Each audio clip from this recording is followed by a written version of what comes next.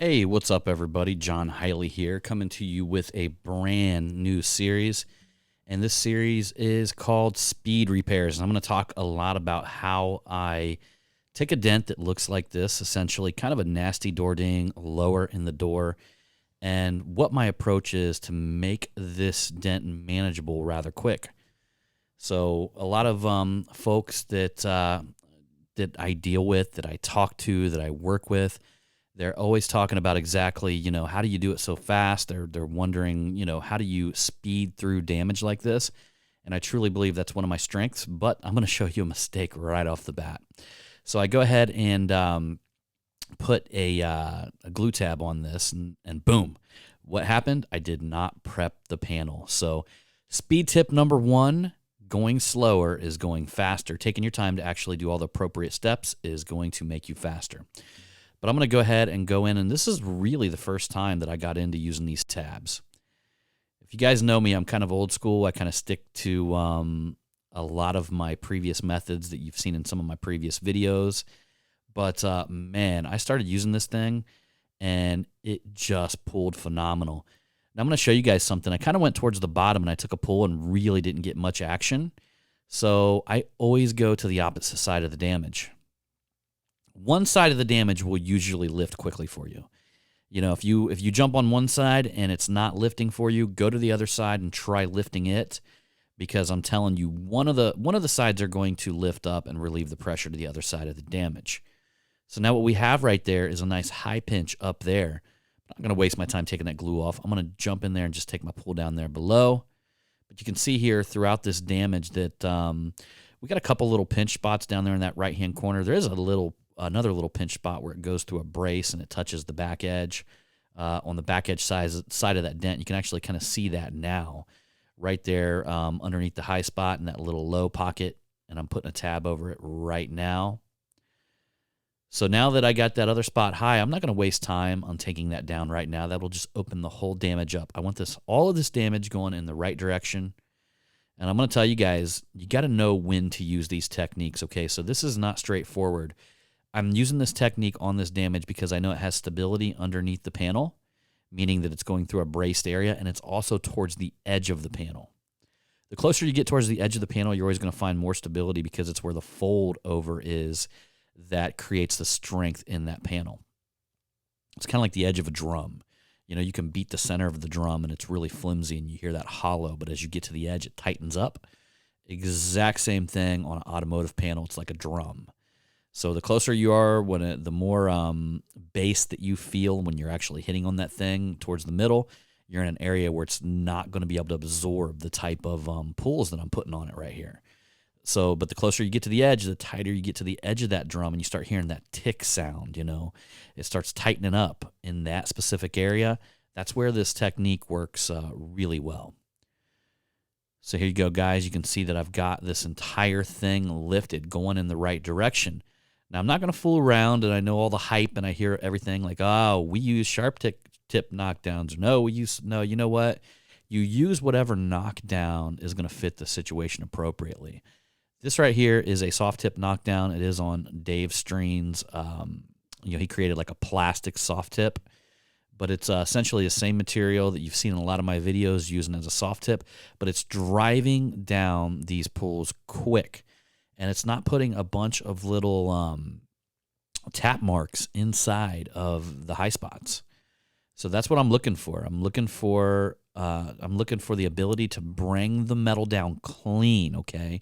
The cleaner that you can maintain this damage throughout the process, the faster the finishing process is going to be. And once it starts getting away from you, guys got to, and this has happened to me in the past, once it starts getting away from you, you just got to stop. You got to kind of reset yourself. You got to maybe pull out a different knockdown, try a different technique. But you can see here how I'm just kind of opening up the pockets that were left behind that I wasn't able to take down with that pull. And right there, I'm tapping right next to where that high spot is poking out of that brace. So I feel that I've got it to the point to where I'm not going to tap it all the way out, but I'm just going to open up them high spots to the point where I can actually just go around the little lows here And now I can actually target them with a sharper knockdown tip. Now, this isn't sharp, though. This right here is the VIP Knockdown by Pitor. And it is a almost like a blunt tip knockdown. So, in all honesty, I use these quite a bit during this part of the repair. What you notice is the deeper you get into a repair, the more refined your tips actually get. So towards the end of the repair, you're going to use sharper tips when it comes to knockdown and pushing. At the beginning of the repair, you're going to use something a little bit more blunt. But you can see that opened up that area really, really nice. And now just think about this, guys. Rewind the video, go back to the beginning. And this amount of glue pulls, this damage already looks like this. This is exactly why I consider this a speed technique. Because if you would have went in there and pushed it, I guarantee you there'd have been some munching going on the process. Either you'd have to go really, really, really slow bringing it up with a sharper tip because it's back in behind the braces, it's behind the edge of the door. You have to go really, really slow with the whale tail, or there'd be some munchiness going on. You guys know what that is. It'd be a little munched up, little munched and bunched up. I'm going to do this repair with no wet sanding, no polishing. So you guys see here that I got a high spot up there. Now, you guys notice that I'm not going directly into that knockdown on that high spot. It's because I got another low spot below it. I try to couple actions if I can. If they're separated like that, I try to couple the knockdown actions together, right? Rather than take a pull up top and then go back to my knockdown and then take a pull down low and then go back to my knockdown. There is just room for all kinds of little things to come up during that process. Like, hey, where did I lay my knockdown? Oh, wait, I got my burrito out of my refrigerator and my knockdown's in there. I mean, whatever can come up during that process, right? I know you guys have left something in the refrigerator. I remember I used to go and I was notorious for grabbing the milk out of the refrigerator and throwing the remote in there. And I'd pour some milk and then I'd go back into the living room and I'd be like, where the hell is the remote? So you guys see here that I'm doing a nice little knockdown, keeping it smooth. And I'm not, like I said, I'm not going for a super sharp tip. I don't even think, I recorded this process earlier. I may have used the sharp tip at the end, but I don't think that I did. So I actually stayed. I think this is as sharp as I went, was with this blunt tip right here. So you can see that I'm just kind of working around and I'm not trying to leave any hard pockets. I'm trying to open it up to where it's really nice and clean. We took something that was essentially quite a nasty little door ding, and within this amount of time just quickly turned it into something that could easily be fixed through the window.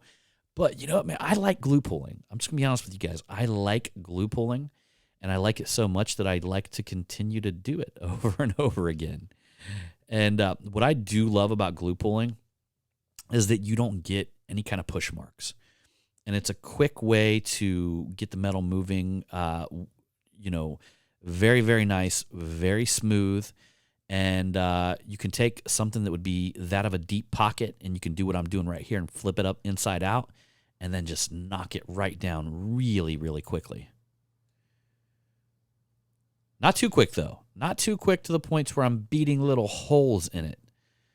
That's the key. That's where, the old, if you're going too fast, you're going too slow, because it's all about setting the stage for the finish of this repair. And the finish of the repair is going to be with a whale tail. I'll tell you guys that right now. I'm going to finish it with a whale tail. The client actually just picked up her car. She absolutely loved it. I don't know if I would have considered it. I definitely wouldn't have considered it perfect, but I would say that it was really, really good without no wet sanding and polishing. The finish of this repair was very, very good. So you can see now that I'm going to switch up. You can kind of see how that light's bowing out right there. That's because there's a crease running through that area right there. So I'm using a tiny little crease tab, and you guys really don't see much of a pull, but it does move it. It does take it, and it does flip that crease inside out where, we can do a couple more pulls, do a little bit of knockdown work, and get this thing looking good. One of the things that's interesting about this door, and you'll notice this on a lot of doors, there's a huge low on the back side. So like literally there's a panel imprint, and you can see a low from the top of the door to the bottom of the door. That being said, that kind of like you can use that stuff to your benefit.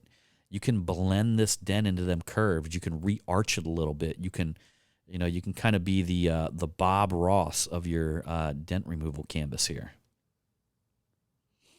See that? I just put in a little happy tree. Now we're going to take the happy tree and knock it down.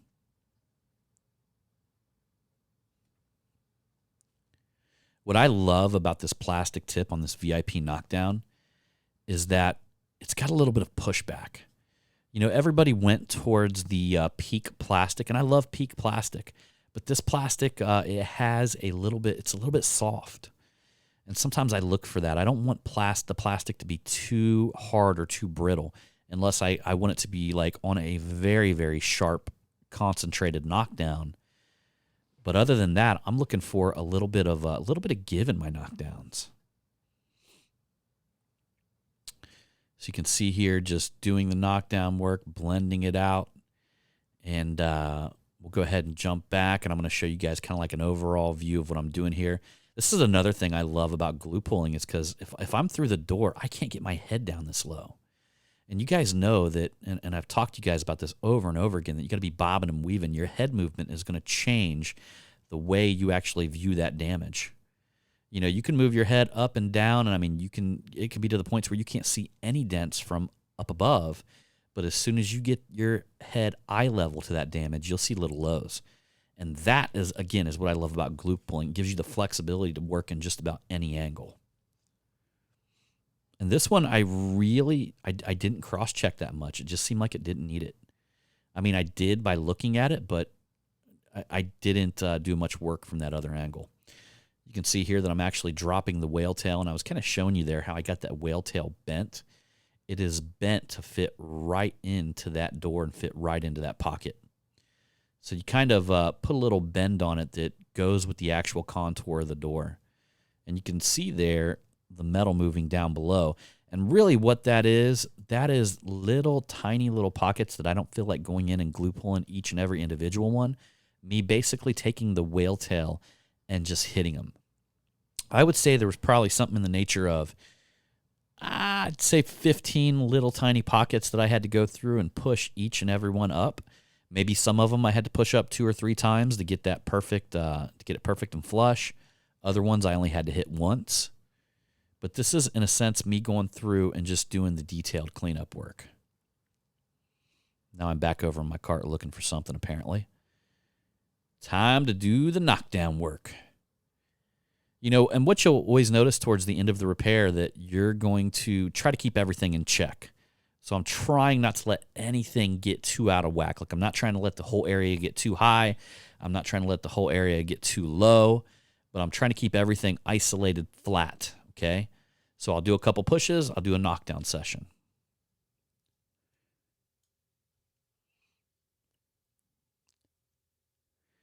Notice how low my head is, guys. Notice how low. Gots to get low. Wearing my Anson Dent Tools America shirt.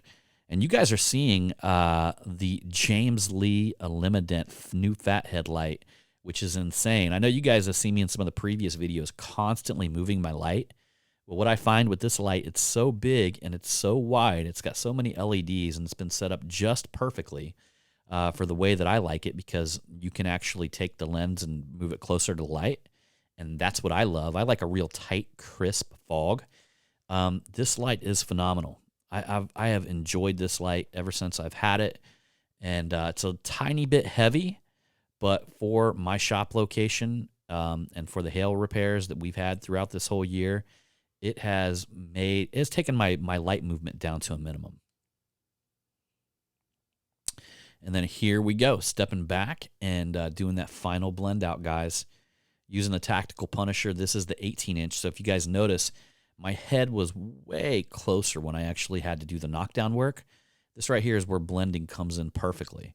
And I'm actually using a steel blending ball, and I put a little bit of that Mercedes-Benz wire harness tape on there. It's called Tessa tape. And you got to make sure you get the Mercedes-Benz wire harness kind. I want to say Edgy Tools sells it, big markup. I want to say that also Black Plague sells it, big markup.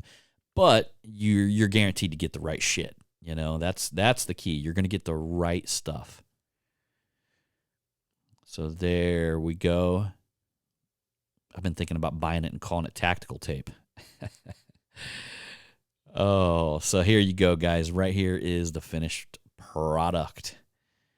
Again, it's not absolutely perfect, but it is pretty damn good, and it's done quickly. Repairs like this will take me potentially at the most 45 minutes, usually 30 minutes, 25, 35 minutes, depending on how fast or how lazy I want to be that day, But you check it out, guys, and you can see how I kind of blended it into the edge of that door. And there's a nice little natural shot that'll show you all the little details of that edge right there. So anyhow, y'all, I appreciate you for coming along on this speed tutorial.